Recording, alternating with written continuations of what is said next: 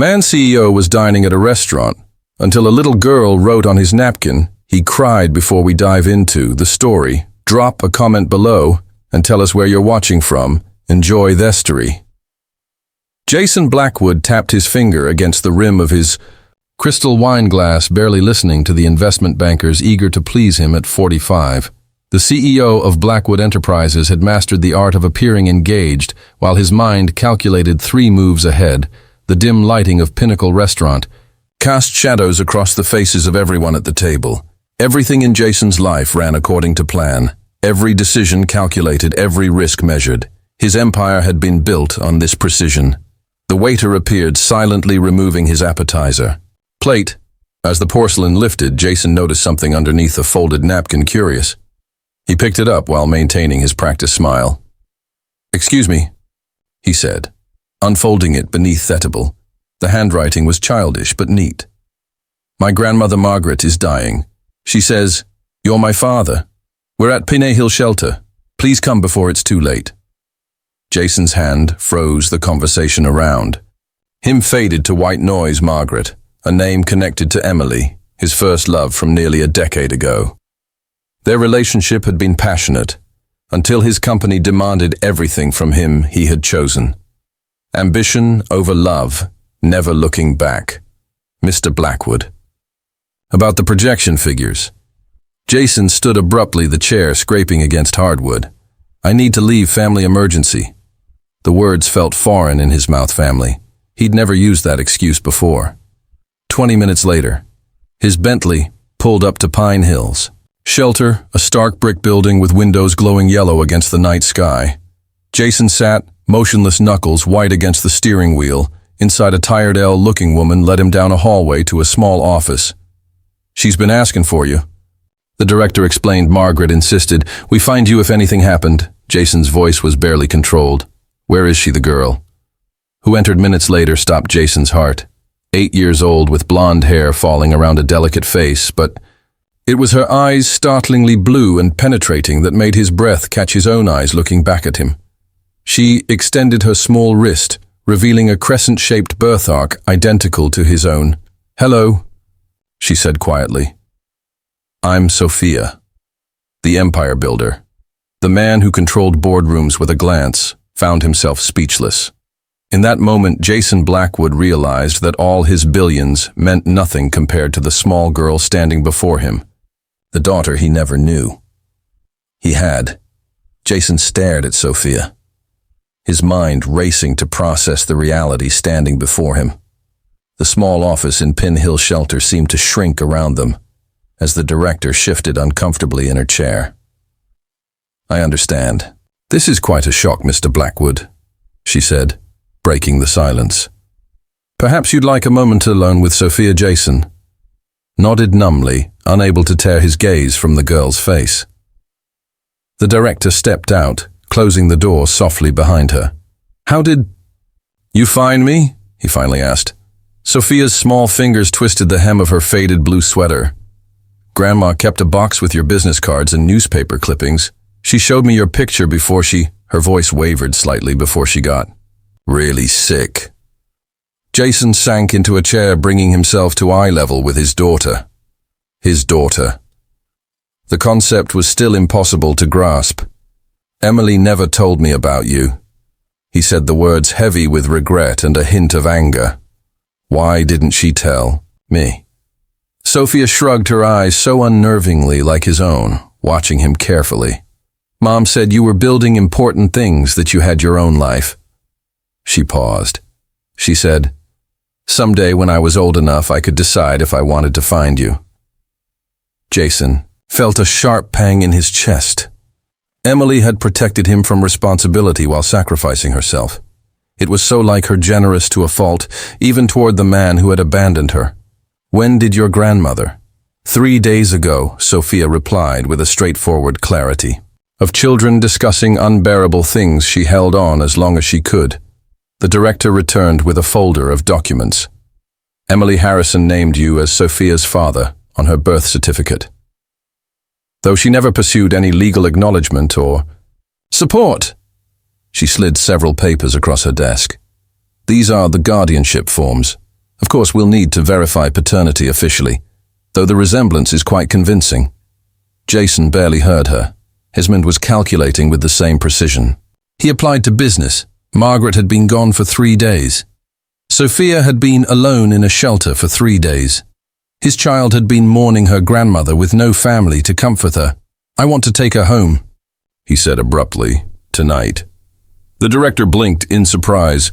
"Mr. Blackwood, while I appreciate your enthusiasm, there are procedures."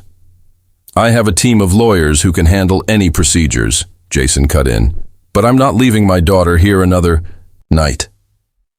As they approached his Bentley, Sophia hesitated. "Is something wrong?" Jason asked. She looked up at him.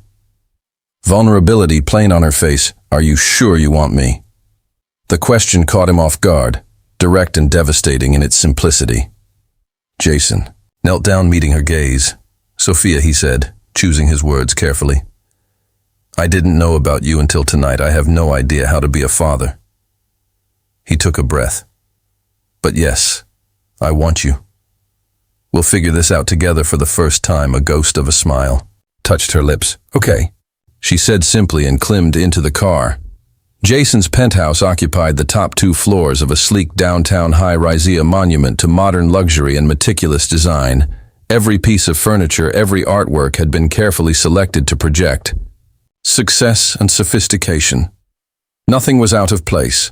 Nothing was unnecessary until now. As the elevator doors opened, directly into his foyer, Jason watched Sophia take in her surroundings. Her eyes widened at the floor-to-ceiling windows showcasing the glittering city skyline, the minimalist furnishings in shades of gray and black, the abstract sculptures that cost more than most homes. "This is where you live?" she asked, her voice small in the vast space. "Yes," Jason replied, suddenly seeing his home through different eyes. There were no photographs, no personal touches, nothing that suggested a life beyond work. Sophia clutched her small suitcase, tighter, looking impossibly tiny against the backdrop of his carefully curated world. "Let me show you your room," he said, leading her down a hallway. The guest bedroom was as impersonal as the rest of the penthouse. All clean lines and neutral tones Jason flicked on, the lights revealing a king-sized bed that would dwarf Sophia's small frame, and windows that offered the same spectacular view as the living room. "It's very big," Sophia observed, setting her suitcase carefully on the floor. "We'll make it more suitable tomorrow." Jason promised, realizing he had no idea what a child's room should look like. "Do you need help unpacking?" She shook her head. "I don't have much." The statement hung between them, a reminder of the vast differences in their lives in the kitchen. Jason stared at his refrigerator's contents, expensive wine gourmet takeout containers and little else. He wasn't even sure what children ate. After an awkward moment, he reached for his phone. "I'll order something. What do you like?" "Anything is fine," Sophia replied, perching carefully on a bar stool, her legs dangling above the floor. They ate Thai food at his dining table, which had never been used for an actual family meal. Jason watched Sophia carefully cut her food into small pieces, her table. Manner surprisingly precise for an 8-year-old. "Did your mother teach you to eat like that?" he asked immediately, regretting mentioning Emily so casually. Sophia nodded. Mom said, "Good manners matter more than fancy things." The simple wisdom struck Jason deeply. Emily had always valued authenticity over appearances. Later, as Jason stood in the doorway, watching Sophia arrange her few possessions, some clothes, a worn teddy bear, and a framed photo of Emily, he felt something unfamiliar tightening in his chest. For a man who had spent his ash life in control, who had built an empire on calculated decisions, Jason Blackwood had just made the most impulsive choice of his life, and he had absolutely no idea what would come. Next, Jason couldn't sleep. His mind kept replaying the events of the day, the note, the shelter, those blue eyes that mirrored his own. After hours of tossing and turning, he gave up and wandered to his home office, a space dominated by award plaques and business journals. In the bottom drawer of his desk, locked away for years, was a box he'd never quite been able to discard. He hesitated before opening it. Already knowing the contents would reopen wounds he'd long convinced himself had healed. Inside lay the remnants of his life, with Emily concert tickets handwritten. Notes, a watercolor sketch she'd made of him laughing, something he rarely did anymore. Jason lifted a small, worn photograph Emily on the beach, her blonde hair whipping in the wind, her smile radiant. She had been. Sunshine personified her artist's soul, so different from his methodical mind. "You should have told me," he whispered to the photograph, anger mingling with grief. "She's been alone for 3 days. Emily, a soft sound from the doorway, pulled him from his thoughts. Sophia stood there in oversized pajamas. Someone from his staff had hastily purchased her blonde hair, Emily's hair mussed from sleep. "I'm sorry," she said quickly. "I heard a noise." Jason hastily closed the box. "It's all right." "Couldn't sleep." She shook, her head, her eyes falling on the photograph he still held. "That's Mom." "Yes," Jason said softly, "from a long time ago." Sophia entered the room cautiously. As if uncertain of her welcome, she kept a picture of you two by her bed. Something tightened in Jason's chest. She did, nodding. Sophia climbed onto the leather sofa across from his desk. "She said you had important things to do, that you were building something big." Her fingers traced patterns on the leather. She said, "I had your eyes." Jason studied her face, the delicate features that were clearly Emily's, but those eyes unmistakably his own. What else had he passed on to this child? He'd never known his determination, his stubborn pride. Did she? He began, uncertain how to phrase it. "Did she talk about me often?" Sophia considered this, sometimes mostly when I asked. "She wasn't mad at you, if that's what you're wondering, but she should have been." Jason thought she had every right to be. "She said you'd be a good dad someday." Sophia continued, "When you were ready." The words felt like a physical blow. Had Emily known she was dying? Had she somehow orchestrated this meeting from beyond, giving him one final chance to prove her right? "It's late," he said gently, unable to process the emotions threatening to overwhelm him. "You should try to get some sleep." Sophia nodded and slid off the couch. At the door she paused. "Jason, yes, I'm glad I found you." After she left, Jason sat motionless, the photograph still in his hand. For a man who prided himself on never missing opportunities, he'd missed the most important one of all. Being there for Emily and their daughter tomorrow would be different tomorrow. He would begin making things right. Morning arrived with the harsh reality that Jason Blackwood, master of billion-dollar acquisitions, had absolutely no idea how to care for an 8-year-old girl. He stood in his kitchen, staring into his refrigerator, as if it might suddenly produce a child-appropriate breakfast. "Do you have any cereal?" Sophia asked, appearing beside him in yesterday's clothes, her hair pulled back in a slightly lopsided ponytail. Jason closed their refrigerator. "I don't think so. I usually just have coffee." Sophia nodded solemnly, as if this confirmed something she'd already suspected about him. Mom said, "You can't think properly without breakfast."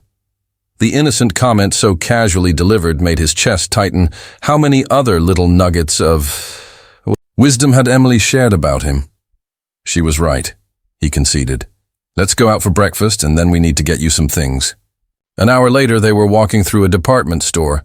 Completely foreign experience for Jason. He typically had personal shoppers handle such mundane tasks, now surrounded by children's clothing. He felt oddly vulnerable. "Pick whatever you like," he said, gesturing vaguely around them. Sophia looked up at him uncertainly. "Anything?" "Of course." She bit her lip, then moved cautiously through the racks, occasionally touching a sleeve or a collar, but selecting nothing. After several minutes of this hesitation, Jason realized the problem. "Sophia," he said, gently crouching to her eye level. "You don't need to worry about the cost." She shifted uncomfortably. Mom always said to check the price tag first. Another knife twist of reality, while he'd been amassing wealth. Emily had been teaching their daughter financial caution. That was good advice, he acknowledged. "But today is different. This is necessary." Not extra slowly, Sophia began selecting items, practical choices, mostly nothing frivolous.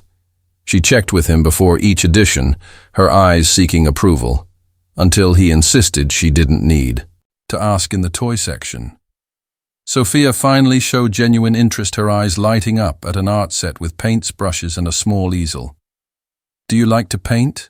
Jason asked. Already knowing the answer, she nodded. "Mum taught me," she said. "It helps." "Put feelings on paper when words are too hard." Jason added the art set to their cart without hesitation. "You inherited that from her. She was very talented."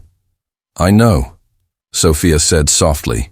She sold paintings sometimes when bills were tight. Each casual revelation was another reminder of how different their lives had been, his filled with excess, theirs with careful budgeting now. These worlds were colliding with an 8-year-old girl caught in between 3 days into their new arrangement. A delicate routine began to form.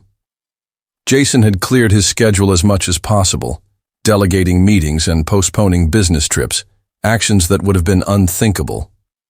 A week earlier, his executive team was confused by the sudden change, but he offered minimal explanation.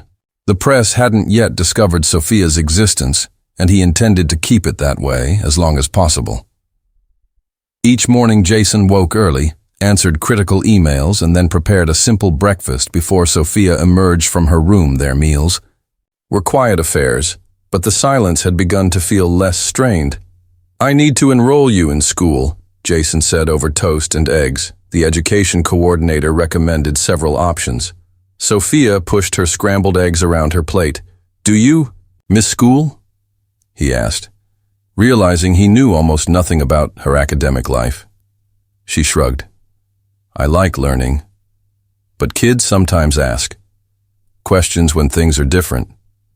Jason understood immediately. Questions about her mother, and now questions about suddenly living with a father who had been absent for 8 years. "We'll find somewhere good," he promised. "Somewhere you'll feel comfortable that evening."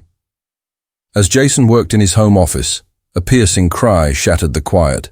He bolted from his chair and raced to Sophia's room, his heart pounding. She was thrashing in her sleep, tears streaming down her face. "Mom," she cried, "don't go." Jason froze in the doorway, paralyzed by the raw grief in her voice. This was beyond his expertise. Spreadsheets and market projections couldn't help here. "Sophia," he said softly, approaching her bed. "Sophia, wake up, it's just a dream." Her eyes flew open, disoriented and fearful. For a moment she looked confused by his presence, as if expecting someone else. Then reality crashed back. "I'm sorry," she whispered, wiping tears with small fists. "Don't apologize," Jason said, sitting awkwardly on the edge of her bed. "Bad dreams are normal." She nodded, pulling her knees to her chest. The silence stretched between them until Jason, with no clue what else to do, simply reached out and took her small hand in his.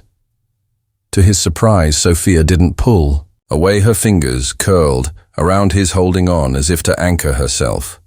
They sat like that, connected by this simple touch, until her breathing steadied and the tension in her shoulders eased. "Would you like some water?" he asked. Finally, she shook her head. "Could you just stay a little longer, so?" Jason Blackwood, CEO of a global enterprise, sat holding his daughter's hand until she fell back asleep. Client calls and quarterly projections forgotten. The next morning, Jason found a drawing on his desk. A slightly awkward but unmistakable portrait of him, rendered in careful strokes of colored pencil. At the bottom, Sophia had written, "Thank you for staying." The protective bubble Jason had created around their newfound routine burst on a Tuesday morning. His phone buzzed with urgent messages from his PR director. "Call, immediately, story breaking, about your daughter." Jason's stomach dropped. He'd known this moment would come, but had hoped for more time, for Sophia to adjust, time for him to figure out how to shield her from the inevitable scrutiny. "Mr. Blackwood," his PR director said when he called, "the Daily Chronicle is running a piece tomorrow. Billionaire's secret love child discovered they have photos of you and Sophia at the department store. We need a statement." Jason glanced at Sophia's closed bedroom door. She was getting ready for her first day at Westridge Academy, an exclusive private school where he hoped she might find stability. "Release nothing," he instructed. "No confirmations, no denials. I'll handle this myself." when Sophia emerged wearing her new uniform navy blazer, with the school crest pleated skirt, hair neatly brushed. Jason felt a surge of protectiveness, unlike anything he'd experienced before. "You look very official," he said, attempting lightness. She tugged at her collar nervously. "Is it okay if I'm scared?" The simple honesty of her question caught him off guard in his world. Admitting fear was taboo, a weakness to be concealed at all costs. "Of course it's okay," he said. New beginnings are always a little scary during the car ride. He debated whether to warn her about the media story. Would it be better for her to be prepared? Or would it only add to her anxiety about the first day Sophia? He began carefully. There might be some attention coming our way about you living with me. She looked up from her lap. What kind of attention? The newspapers sometimes write stories about me, about my work and my personal life. Understanding dawned in her eyes. Because you're important. Because I'm rich, he corrected gently. There's a difference. When they arrived at Westridge, Jason walked her to the administration building, aware of the curious glances from other parents. By afternoon, the story had exploded. Jason's security team reported photographers stationed outside both his office building and the penthouse when he picked Sophia up from school. She climbed silently into the car. "How was your first day?" he asked. She stared out the window. "Madison asked if it was true that you didn't want me until my grandmother died." Jason's hands tightened on the steering wheel. "What did you say?" I said, "I didn't know." Her voice was small. "Is it true?" The question hung between them. Devastating in its simplicity, traffic crawled around them as Jason struggled to find the right words. "I didn't know about you," he finally said. "If I had known, things would have been different." How different, she pressed. Jason looked at his daughter. Truly looked at her and spoke from a place of honesty he rarely accessed. "I don't know, Sophia, but I'm glad you're here now." It wasn't a perfect answer, but it was the truth. And in a world where appearances often mattered more than reality, perhaps that was what they both needed most. "My name is Sophia Harrison, at least it was until last week when Mr. Blackwood." Jason told me I could use his last name if I wanted to. I said I'd think about it. Mom would probably understand if I changed it. She always said that despite everything, he was still my father. I keep my special drawing hidden under my pillow. It's of Jason and me holding hands, standing in front of this big glass building where we live. I worked really hard on it. But I'm afraid to show him. What if he doesn't like it? Or worse, what if he just says he likes it because he feels like he has? To Miss Peterson, my art teacher, says I have talent just like my mother. She told me yesterday when I finished my painting for the showcase. It's a lighthouse on a cliff, the same one Mom and I visited last summer before she got too sick to travel. She'd said the lighthouse reminded her of Jason standing tall and guiding others, but always a little bit apart from everything else.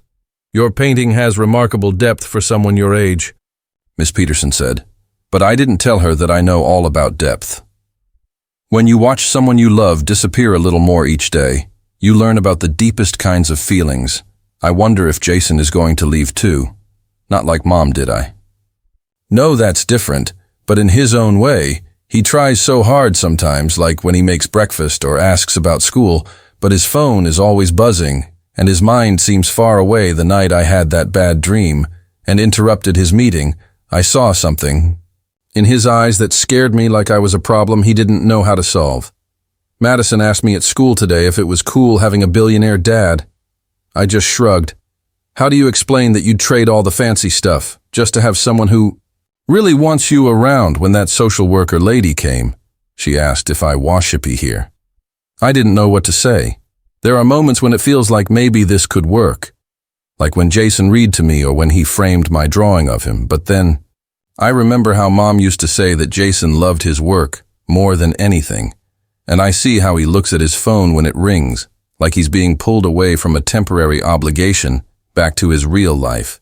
The Seattle trip scares me. Miss Rebecca is nice, but she's not family after he leaves. Will he realize life is easier without an 8-year-old complicating everything? Mom always said I shouldn't expect too much from him. He has his own path, she'd tell me. But sometimes at night, I still imagine What it would be like if he decided I was part of his path too.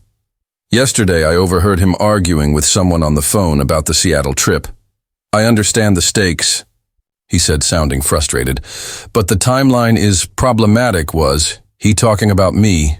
Am I the problem with his timeline? Jason sat in his office staring at the acquisition proposal that would cement Blackwood Enterprises as the dominant force. In international markets, the Seattle deal represented everything he'd worked for: global expansion, unprecedented profit margins, and the board chairmanship he'd coveted for years. There was just one problem: closing the YAB deal would require his presence in Seattle for at least 3 weeks. 3 weeks, away from Sophia. Mr. Blackwood. Rebecca stood in the doorway. The board is waiting in the conference room. Jason nodded, straightening his tie. Has the school called nothing today? Rebecca replied. She hesitated. Then, added Sophia's art show is still on the calendar for next Friday. Should I adjust your schedule? The art show? Sophia had mentioned it just once casually over breakfast. My painting was selected for the student showcase. She hadn't asked if he would attend, hadn't made a point of the date or time. It was as if she was protecting herself from potential disappointment. Keep it on the calendar, Jason said firmly, in the boardroom. 12 expectant faces turned toward him as he entered. These were people who had known only the drive and uncompromising Jason Blackwood, a man for whom personal considerations were never a factor in business decisions. Gentlemen, he began the Seattle acquisition. The presentation was flawless, the projections impeccable, yet a part of his mind remained in a school art room where an 8-year-old girl was painting with her mother's talent. The timeline requires immediate action. The CFO emphasized, we need you in Seattle by Monday for at least 3 weeks to oversee the transition. Personally, Monday the art show was Friday. Jason could attend the show and still make it to Seattle, but who would care for Sophia while he was gone? More importantly, what message would he be sending by leaving so soon after promising to be there for her? Mr. Blackwood is the timeline. Acceptable, the board chairman's voice broke through his thoughts. The old Jason would have said yes without hesitation. Business always came first, but now I need 24 hours, he said, surprising even himself. There are personal considerations I need to address. Confusion flickered across several faces. Jason Blackwood never had personal considerations as he returned to his office. His assistant intercepted him. Mr. Blackwood, there's someone here to see you. He's quite insistent. The man waiting in his office stood as Jason entered. He was well dressed with sharp features and cold eyes.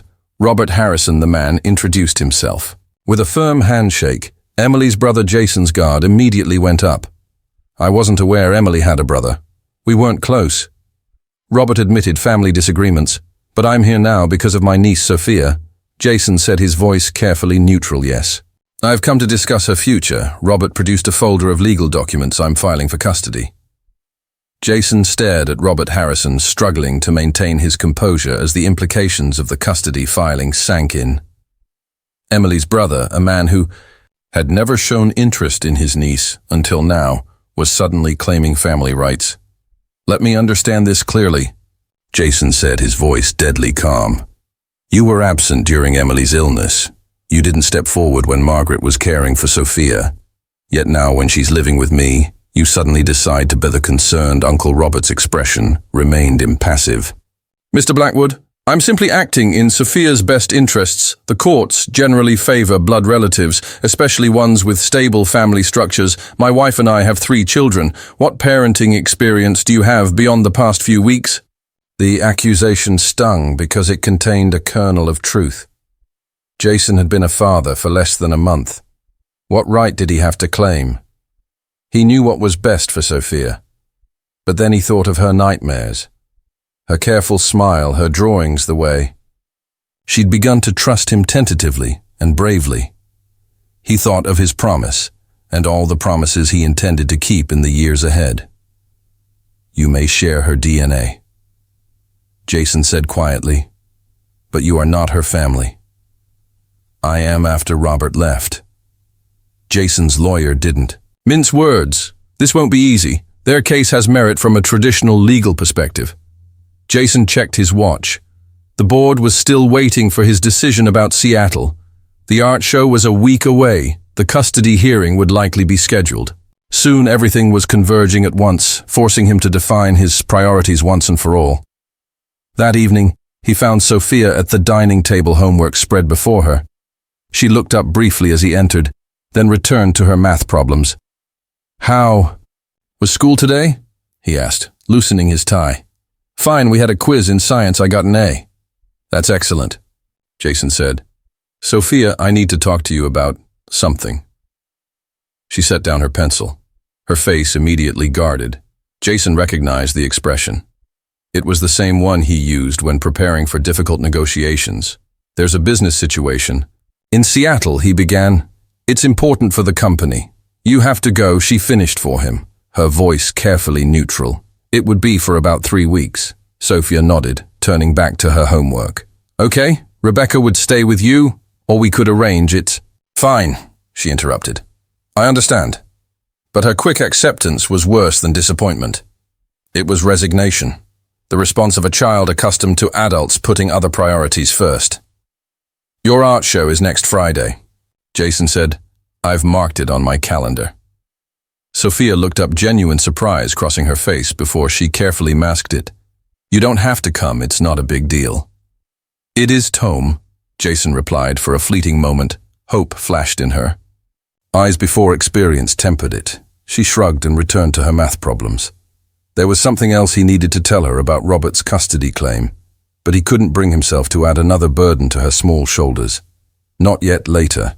That night, Jason stood at his office window looking out at the city, where he'd built his empire for the first time.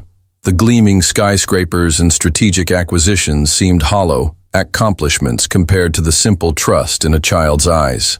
The Jason Blackwood who had existed a month ago would never have questioned his path, but that man had never held his daughter's hand after a nightmare or seen his own eyes looking back at him, asking silently, "Will you be different from the others? Who left me?" Tomorrow he would need to give the board his decision about Seattle, and somehow he would need to find a way to fight for his daughter, while still honoring the company he had built. Jason stared at his laptop screen, eyes burning from fatigue. The Seattle acquisition documents blurred before him as he tried to balance preparing for the biggest deal of his career, while maintaining some semblance of presence for Sophia. 4 days, he'd been living a double-life corporate titan during the day. Awkward father figure at night. The delicate balance collapsed at 9:47 p.m. during a critical video conference with Seattle investors Mr. Blackwood regarding the regulatory concerns in Section 12. The investor's voice cut through the quiet of Jason's home office. A sudden cry from down the hall interrupted him.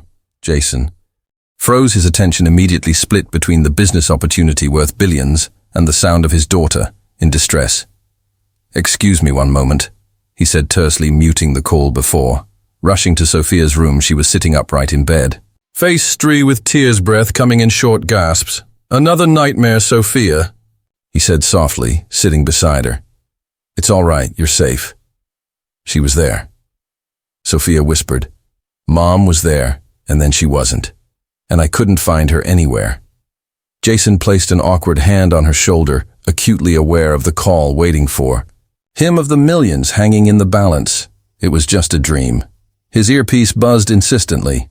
The investors were getting impatient. "I need to finish a meeting," he said, already standing. "Try to go back to sleep. We'll talk in the morning." Sophia's face fell, but she nodded. "I'm sorry," interrupted. "It's fine," Jason replied, already distracted by the buzzing earpiece. "Just please stay in bed this time." The moment the words left his mouth, he knew he'd made a terrible mistake.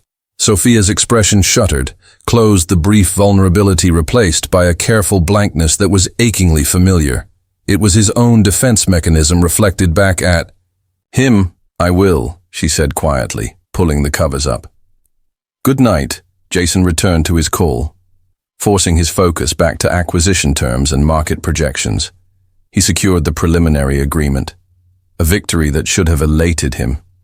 Instead, he felt hollow, the image of Sophia's closed expression haunting him. The following days brought a subtle but unmistakable shift. Sophia was unfailingly polite, answering his questions with yes or no whenever possible. Keeping conversation minimal, she stopped. Sharing small details about school, stopped showing him her drawings. The fragile connection they'd built seemed to disintegrate, leaving them as strangers sharing a space when the child welfare caseworker arrived for her scheduled visit. Jason was caught off guard. "This is standard procedure," Mrs. Chen explained, setting her briefcase on the coffee table. "I need to assess how Sophia is adjusting and ensure the living situation is appropriate." Jason nodded suddenly, anxious in a way board meetings never made him feel. Of course, Mrs. Chen spoke with Sophia privately, while Jason waited in his office, pretending to work but actually straining to hear their muffled conversation. "Mr. Blackwood," Mrs. Chen said afterward, her expression professional but concerned. "Sophia seems withdrawn. When I asked if she feels at home here, she couldn't give me a clear answer." Jason's stomach clenched. "She's adjusting, we both are, I understand," Mrs. Chen replied, gently. "But children need stability and emotional availability. Your schedule appears extremely demanding, especially with this upcoming trip." "I'll be attending her art show before I leave," Jason said defensively. Mrs. Chen made a note. "That's positive. However, I'm concerned about these 3 weeks away. So early in your relationship, have you considered that Sophia might interpret this as abandonment, especially after losing her mother?" The question struck Jason with unexpected force he hadn't considered. It that way, he'd been thinking of the trip as a business necessity, not as another loss for Sophia. "I'll be video calling daily," he said. Mrs. Chen's expression remained neutral. Mr. Blackwood, being a parent often means making difficult choices sometimes. The right business decision isn't the right parenting decision. After she left, Jason stood in the hallway outside Sophia's room, listening to the silence for the first time in his career. He wondered if success had come at too high a price, and if he was about to make the same mistake again. Jason stood in the boardroom surrounded by expectant faces. The flight to Seattle was booked. For Saturday morning, contracts were prepared and the entire future of Blackwood Enterprises hung in the balance. Everything was proceeding according to plan. The board has convened this emergency meeting. Chairman Walter Morgan began, his voice carrying the weight of authority, to address concerns about the Seattle acquisition timeline. Jason straightened his tie already. Formulating his defense, he'd anticipated some pushback after requesting minor adjustments to accommodate Sophia's art show, to be blunt. Jason Walter continued. "Several board members have expressed concern about your commitment to this acquisition, given your recent personal developments." A tense silence filled the room. Everyone present knew about Sophia. Now the story had run in every business publication, complete with speculation about how Jason's secret daughter might affect the company's future. "My commitment to Blackwood Enterprises remains absolute," Jason replied evenly. "The slight schedule adjustment doesn't impact our strategic position." Richard Carter, the most aggressive board member, leaned forward. "With respect, Jason, this company wasn't built on slight schedule adjustments. It was built on absolute dedication and singular focus, qualities you've always embodied until now." The implication hung heavy in the air. Jason felt a familiar surge of defensive pride. These men had watched him sacrifice everything for this company. They expected nothing less. "Now, what exactly are you suggesting, Richard?" he asked, his voice deceptively calm. "We're suggesting," Walter interjected, "that you need to make your priorities clear. Either commit fully to this acquisition, which means departing for Seattle tomorrow and remaining for the required 3 weeks, or perhaps consider a temporary step back from operations during this adjustment period in your personal life." The Sioux ultimatum was delivered with corporate politeness, but Jason recognized it for what it was. Threat: prove your loyalty or lose your power. Before he could respond, his phone vibrated. The school's number flashed on the screen. Jason rarely took calls during board meetings, but something instinct perhaps made him excuse himself. "Mr. Blackwood," the school counselor's voice was calm but concerned. "There's been an incident with Sophia. She became extremely upset during a family tree exercise in class. She's with me now, but she's asking for you." Jason's chest tightened. "I'll be there right away." He turned to the boardroom, already reaching for his suit jacket. "Gentlemen, I need to leave. Family emergency." Richard scoffed audibly. "This is exactly what concerns us." Jason paused at the door. something shifting fundamentally inside him. This meeting is adjourned until tomorrow. I'll have my decision for you then. 30 minutes later, Jason was sitting in the school counselor's office where Sophia sat curled in a chair. Her small frame turned inward, eyes red from crying. "What happened?" he asked gently. The counselor explained. The class was creating family trees. When another student asked why, Sophia was only drawing herself and her mother. A rather insensitive discussion ensued about absent fathers and orphans. Jason winced, imagining Sophia facing those questions alone. "Can we go home?" Sophia whispered, looking smaller than he'd ever seen her. "Home, not your house or the apartment home?" The significance wasn't lost on Jason. The drive back was quiet, until Sophia finally spoke. "Are you mad that you had to leave work?" Jason glanced at her surprised. "No, why would you think that?" She shrugged. "Looking out the window, Mom said your work was the most important thing to you." The words stung because they had been true for years. Nothing had mattered more than building his empire, proving himself, accumulating success and power. "Things change, Sophia," he said carefully. People change. Back at the penthouse, Jason made hot chocolate, something his own mother had done for him as a child. They sat together at the kitchen counter, an unlikely pair finding comfort in the simple ritual. "I didn't know what to put in my family tree," Sophia admitted, her fingers curled around her mug. "The other kids have grandparents and siblings and pets. I just had Mom," and now her voice trailed off, the unspoken loss hanging between them. "Now you have me," Jason said softly. Sophia looked up, studying him with those piercing blue eyes. So like his own. For how long? The question cut through all pretense, all corporate diplomatic language. This was the true negotiation, the one that actually mattered. "For as long as you need me," Jason answered. "For always. Even if it means missing important business things." Jason thought about the board meeting, the ultimatum, the Seattle deal, all the trappings of success he'd spent his life pursuing. Then he looked at this small, fierce person who carried his blood and Emily's spirit, who had already lost too much. "Yes," he said with certainty. Even then, that night, after Sophia had gone to bed, Jason sat in his office staring at the framed drawing she had made of him. His phone buzzed repeatedly. Board members, investors, the Seattle team, all demanding answers, commitments, decisions. Rebecca appeared in the doorway. "The board is expecting your decision by morning." Jason nodded. "No, sir."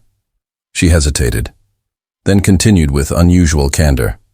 "I've worked with you for 7 years. I've never seen you waver on a business decision. I've never had a daughter before," he replied simply. Rebecca smiled slightly. "For what it's worth, I think you're making the right choice, whichever one it is." After she left, Jason picked up his phone and dialed Walter's number. When the chairman answered, Jason spoke with the same decisive tone he'd used to build his company. "I'll be attending my daughter's art show on Friday. After that, I'll join the team in Seattle via video conference. My physical presence isn't required for this acquisition to succeed, and, There was a long pause before Walter replied. "The board won't be pleased then. They can vote me out," Jason said calmly. "But I suspect our shareholders would prefer a CEO who can innovate around obstacles rather than simply bulldoze through them." He ended the call, feeling lighter than he had in years. Tomorrow would bring consequences, perhaps severe ones, but for tonight, Jason Blackwood knew with absolute certainty that he had passed the true test. The next morning, as he prepared to face the board, his lawyer called with troubling news. "Robert Harrison has expedited the custody hearing. It's scheduled for next Wednesday, right before your Seattle trip. His filing claims your work commitments make you an unsuitable guardian." Jason's jaw tightened. He's been watching us. "It appears so. The timing is suspicious. What are our chances?" His lawyer hesitated. "With your travel plans and the board conflicts, it doesn't look good. The courts tend to favor stability and presence over financial resources." "Then I need to demonstrate both," Jason said firmly. "I'll see you at the office in an hour." When he entered the boardroom, the tension was palpable. Without preamble, Jason laid out his alternative plan. "I've restructured the Seattle acquisition team. Rebecca will lead on-site operations, while I maintain oversight via daily video conferences. The regulatory issues will be handled by our legal team, with me joining remotely for critical negotiations. Walter's expression darkened. This is highly irregular. So is my situation, Jason replied evenly. Gentlemen, I've never asked for accommodation in 15 years of building this company. I'm asking now not because I'm any less committed, but because I have a more important commitment to honor. To a child. You've known for less than a month, Richard interjected. Jason met his gaze steadily to my daughter, who has lost everyone else she's ever loved to a promise. I made that I would be different from those who abandoned her. The room fell silent, finally. Walter spoke. We'll take your proposal under advisement and reconvene after the quarterly reports are filed. It wasn't approval, but it wasn't outright rejection either. Jason would take it for now. That afternoon, he arrived early at Westridge Academy. Slipping into the back of Sophia's art class, she hadn't seen him yet, focused intently on the canvas before her. Her small hands moved with purpose, adding delicate strokes to her lighthouse painting. Miss Peterson noticed him and approached quietly. She's quite talented, Mr. Blackwood. Emily would be proud. I know, Jason said softly. I just wish I'd known earlier. You're here now, the teacher replied. That's what matters. When Sophia finally spotted him, her eyes widened. In surprise, you came to my class. I wanted to see you work. Jason said simply. Your mother was creating a masterpiece when I first met her too. The smile that bloomed across Sophia's face was worth every confrontation, every risk to his career for the first time. Jason understood. What Emily had known all along, that some things were worth sacrificing everything for the courtroom, felt sterile and cold as Jason straightened his tie and prepared for the most important negotiation of his life, unlike the boardroom where he commanded absolute authority here. He was just another petitioner at the mercy of the system for 2 weeks. The custody battle had consumed every aspect of his life board. Meetings were delegated. The Seattle acquisition moved forward without his direct involvement. And for the first time in Blackwood Enterprises' history, Jason had formally activated his emergency succession plan, naming Rebecca as acting CEO, while he focused solely on keeping Sophia all rise, called The Belief, as Judge Martinez entered the courtroom. Jason stood glancing at Sophia, who sat with her court-appointed advocate in the front row. She looked small in her navy dress, her blonde hair pulled back neatly, her eyes wide as she took in the imposing room. Robert Harrison and his wife presented. A picture, perfect image of traditional family values. Their attorney wasted no time establishing their qualifications. Your Honor, my clients have raised 3 successful children. They have a stable marriage, strong community ties, and a family home, with space for Olivia to thrive. Most importantly, they share blood ties with the child ties that Mr. Blackwood does not and cannot claim. When Robert himself took the stand, he spoke with practiced sincerity. We simply want what's best for our niece. Mr. Blackwood is a businessman first and foremost. His lifestyle involves extensive travel, unpredictable hours, and a singular focus on corporate success that leaves little room for parenting. Jason's attorney countered with evidence of the changes. He'd made the modified work schedule the permanent guardianship petition the college fund established in Sophia's name, yet Jason could see doubt in the judge's eyes when his turn came to testify. Jason abandoned the carefully prepared statement his lawyers had crafted. Instead, he spoke directly from his heart. Your Honor, I'm not going to pretend I'm a perfect father. 8 weeks ago, I didn't even know I had a daughter. I've made mistakes, plenty of them. I've been learning on the job every single day. He paused, gathering his thoughts. But there's something the Harrison family doesn't understand. Being a parent isn't about perfection. It's about choice every day. Since Sophia came into my life, I've chosen her. I've chosen to be there for her nightmares. To learn which breakfast cereal she prefers to sit through animated movies. I don't understand. Jason turned slightly towards Sophia, whose eyes never left his face. I chose to attend her art showcase instead of flying to Seattle for the biggest deal. Of my career, I chose to step back from running my company to fight for her in this courtroom, and if given the chance, I'll keep choosing her over business, over money, over everything for the rest of my life. He turned back to the judge, the Harrison. Family may share Sophia's DNA, but they don't know that she sleeps with her mother's photograph next to her bed. They don't know that she hums when she paints, just like Emily did. They don't know that she's brave and kind and smarter than most adults. I know his voice caught slightly. They claim blood makes them family, but they weren't there. When Emily was dying, they weren't there. When Sophia had no one. I may have entered her life late, but I'm here now, and I'm not going anywhere. The courtroom fell silent when he finished. Even Robert looked uncomfortable. The pivotal moment came. When Rebecca unexpectedly requested to testify, she presented a timeline chronicling Jason's transformation from the moment he'd received Sophia's note through each subsequent choice he'd made to prioritize his daughter.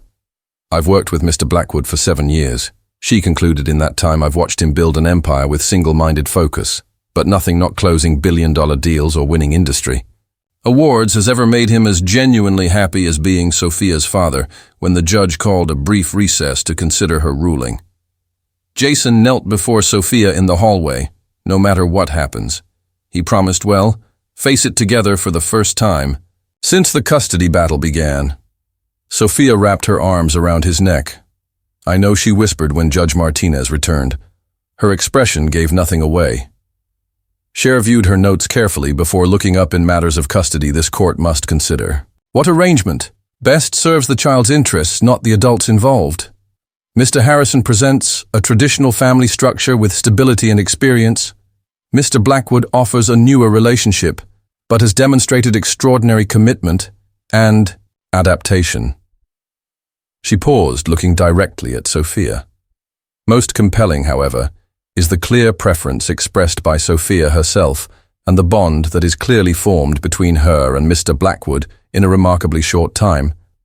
This court hereby grants permanent custody to Jason Blackwood, with the provision that Sophia maintain contact with her extended family, including the Harrisons. Should she wish to do so, the gavel fell with finality. Jason felt Sophia's small hand slip into his. Together they had won more than a legal battle. They had won the right to become a family on their own terms. Jason stood in the doorway of Sophia's room, coffee mug in hand, watching as the morning sunlight filtered through curtains they had chosen together. The space looked nothing like it had 3 months ago. Walls now painted a soft blue, shelves filled with books and art supplies, a bulletin board covered with drawings and mementos. It was no longer just a room in his house. It was Sophia's sanctuary. Sophia sat cross-legged on her bed, sketching intently, her blonde hair falling across her face in a way that reminded him so much of Emily. It made his chest ache. She hadn't noticed him yet. Too absorbed in her creation, the past week since the court's ruling had brought a peace neither of them had experienced before Judge Martinez had granted Jason permanent custody, citing Sophia's clear preference and the extraordinary effort and adaptation Jason had demonstrated. The Harrison family had retreated, humbled by the testimony and evidence of Jason's commitment. "Morning, artist," Jason said softly. Sophia looked up, her face brightening. "I'm making something for your office. Another masterpiece for me collection." He smiled, entering the room. She nodded, but kept the sketchbook angled away. "It's a surprise." His phone buzzed in his pocket the 4th time in the past hour. The board was eager for his full return. The DEO Seattle acquisition was proceeding faster than anticipated, and investors were clamoring for reassurance that Blackwood Enterprises remained in capable hands. Jason silenced the device without checking the message. "Pancakes," he suggested, instead with blueberries. Sophia's eyes lit up. Is there any other way? In the kitchen, they moved in an easy rhythm that would have been unimaginable weeks earlier. Sophia measured ingredients. While Jason heated the griddle as they worked, he considered how profoundly his priorities had shifted. The corporate titan, who once scheduled his life in 15-minute increments, now happily spent an hour making oddly shaped pancakes. With an 8-year-old, the man who had demanded perfection from everyone around him now celebrated the beautiful messiness of family life. Do you have important meetings today? Sophia asked, carefully dropping blueberries into the batter. Jason flipped. A pancake before answering, nothing that can't wait because of me. There was a hint of worry in her voice. Jason turned to face her. Because I've realized something. Sophia, work will always be there. The company will survive if I take a morning off, but these moments, making breakfast with you, hearing about your day, watching you grow, these moments won't wait. Sophia considered this. Her expression, serious mom used to say, time is the most valuable thing you can give someone. Your mother was very wise, Jason said softly as they ate breakfast. Sophia handed him a folded piece of paper. I made this for you. Jason opened it to find a carefully drawn family tree, unlike the school assignment that had caused her so much distress. This one was different. At the top was Emily. Her name surrounded by small painted flowers. Below were Jason and Sophia, their names connected with intricately drawn branches. It's beautiful, he said, tracing the lines with his finger. Miss Peterson helped me, she said. Family trees can look however we want them to look. Sophia pointed to a small inscription at the bottom. This part is Mom's handwriting. In the corner was a quote. Jason, recognized from one of Emily's letters, love isn't found in grand gestures, but in daily choices. I found it in her journal. Sophia explained. I think she would be happy now. Jason felt the weight of those words. The forgiveness offered, the acceptance, given the family somehow, formed despite everything that afternoon. Jason made the decision he'd been contemplating for weeks. He called a board meeting and announced his intention to restructure his role at Blackwood Enterprises. He would remain as chairman, providing strategic direction, but would step back from day-to-day operations to focus on being a father. Some of you may see this as stepping back, he told the stunned board members. I see it as stepping forward into what truly matters later, as the sun began to set. Jason and Sophia stood on the balcony of their penthouse, looking out at the city lights beginning to twinkle in the dusk. Do you miss working all the time? Sophia asked. Leaning against the railing, Jason considered the question. I miss the certainty. Sometimes business problems have solutions. People are more complicated like me, she asked with a small smile. Especially you, he teased, gently tucking a strand of hair behind her ear. But that's what makes it worth it. Sophia's expression grew serious. Miss Mom a lot. Sometimes I know, Jason said softly. I wish I'd been there sooner for both of you. But you're here now, she replied.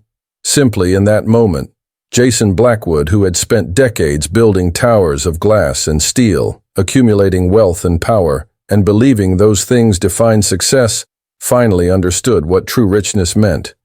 It wasn't found in boardrooms or bank accounts. It lived in pancake breakfasts and art projects and bedtime stories and small hands reaching for his. In second chances he hadn't deserved but had been given. Anyway, as Sophia slipped her hand into his, Jason looked out at the empire he'd built, then down at the little girl who had changed everything. The choice between them was no choice at all. His greatest achievement would never be listed on any financial report or business magazine. It was standing right beside him, holding his hand, showing him what it meant to truly come if you liked it. Leave your like and subscribe to the channel.